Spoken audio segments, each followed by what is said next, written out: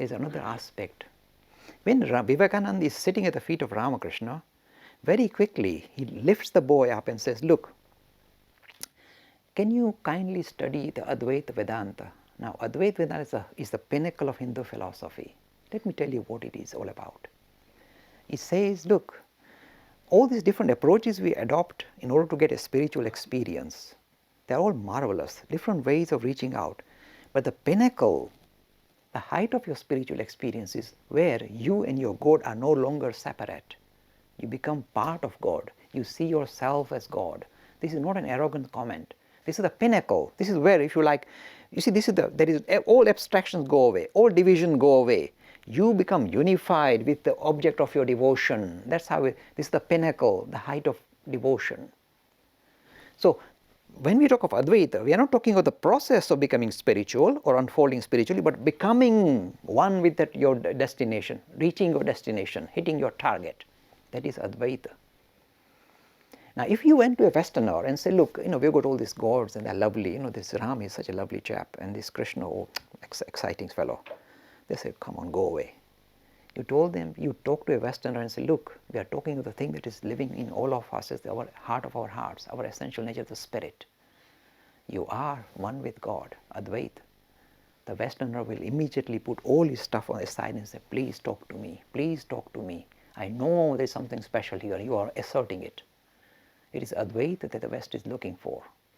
And Vivekananda was going to be the carrier of this strong message of Advaita for the West. You see, Buddha was the messenger of spirituality to the East.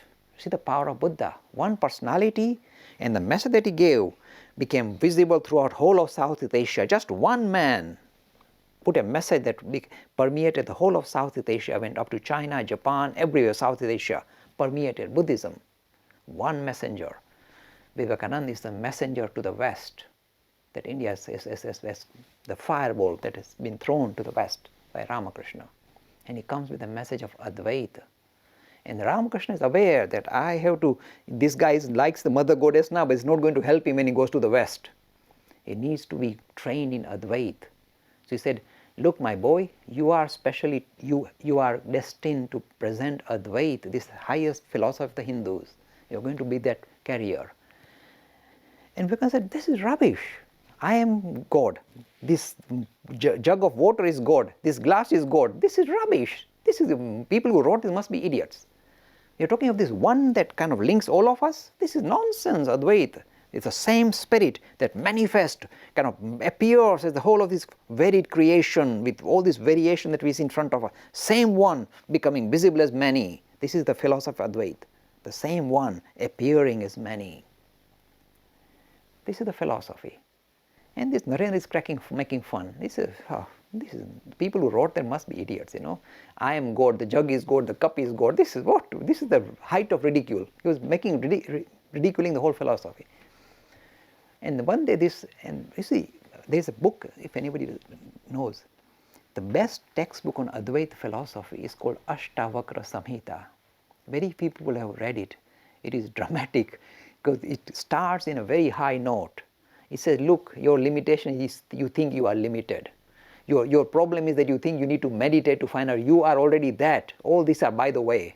This is how it starts in a very, very high note. And the moment Vivekananda was asked to read it, he threw the book away. Then Ramakrishna, no, forget about you, read it out to me. That's how he made sure that he read the book. Because he said, no, I can't stand it. He said, no, read it out to me, I need to listen to it. And this is how he forced this poor boy to read out Advaita to him. And he happily was carrying on and making fun of Advaita. But see, the proof of the pudding in spiritual matters, and again I would tell the viewers, please be careful, the proof of the pudding in anything to do with religion or spirituality is experiential. It must be possible not to just believe and say, there is this Brahman underpinning everything, this one that appears as many, with nice words that we throw and rhetoric that we keep conjuring up. How far can it take us? It's not good enough. If this spirituality is truly real, I must come face to face with it. If there is one that I want to see what is this one, I want to experience it for myself. Nothing less will do. It must be experiential, not purely supposition, not speculation. I want it. I want to experience this. The proof of the pudding is experience. If somebody says God is with form, unless I experience God with form, how can I believe it? How far can I go with that belief system? It won't take me far. Next morning I'll forget it. I need to come face to face with God with form. If God is with form, I must come face to face with it. If Advaita is reality, is the real, if you like, the heart of philosophy, there is one that underpins it, I must experience this. Experience is the proof of the pudding. Please, please, I would tell anybody, if anybody talks about spirituality, please, please test him out. Is he talking or is she talking from experience? Because if they are talking from experience, very novel material will appear from their mouth, from their lips. Because they are not going to fall back on ancient scriptures. Oh yes, see Kathopanishad, verse number 3.24. They won't do that. The moment they start doing that, that means they are really are as blind as we are. If they experience, new verses will come out from them, new messages will come out, very novel messages, novel way of explaining spirituality will come out from their lips. This is the proof of the pudding.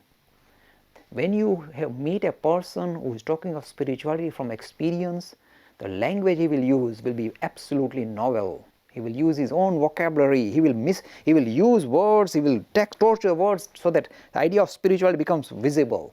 He will throw out he will use every instrument in his power to make sure spirituality enters the system. This is the proof of the pudding. And this Narendra was meant for that. So when he was making fun of Advaita, Ramakrishna went near him. Oh, you're making fun of Advaita, Brahman and all that. Oh yeah. And he went and touched him.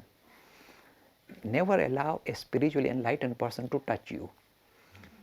Because you see, you want magic, no? Forget about Harry Potter, this is real magic. When they touch you, or even if they glance at you, it lifts you up. It allows you to fly off from the idea, this limited vision you have about your own self. This very narrow way you look at yourself is broken. That mold is broken, you fly off. The moment he touched him, in Narendra's words, in Swami Vivekananda's words, he said, when he touched me, suddenly I looked everywhere. I thought everything is made out of the same thing. You know, like the same kind of cotton that you put in different pillowcases. So everything was like a pillowcase with the same stuff inside all of it. Everything is made out of the same stuff. These are his words. You see, he was trying to express his experience. And I couldn't believe it. And I said, what is happening? And then I would go home and I would think that I am not this body. It is as if somebody else's body. And my mother would offer me some food, I would start eating, and I would not stop at all because I didn't know. I couldn't feel my body, so I would keep eating. Sometimes I would eat too much, it didn't do any harm, he said. Sometimes I would not eat enough. And my mother said, this boy is a goner. He's going to die. When you start behaving like that, you think something's gone seriously wrong with the brain. He's going to die or something. And she was very worried. He said, this experience lasted for many days. He said, when I used to, for example, walk on the street of Calcutta, I would see a horse and carriage rushing towards me. And I would say, same. He wanted to embrace. Because it's the same one appearing as many. He can't see the distinction. This is dangerous. And somebody would have to pull him away from the street to make sure he doesn't get crushed. He said, this lasted for many days. He said, I would go because the whole thing appeared like a dream. And I said, what's going on? I'm such a strong-willed person. What is happening to me? Because he's losing track of his own being as this body. He said, I would get those kind of iron bars and hit my head on it, saying, is it for real? The whole thing appears like, this is not my body. I'm out of this body. I am the one appearing as many. Now you see, I talk like this. But unless we have a glimpse of such an experience, we can't really appreciate what this is all about. It has to be experiential.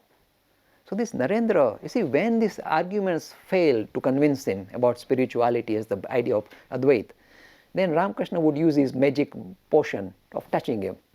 Say, forget about argument, you just know, experience it for yourself. This is how this highest experience was passed on to Narendra.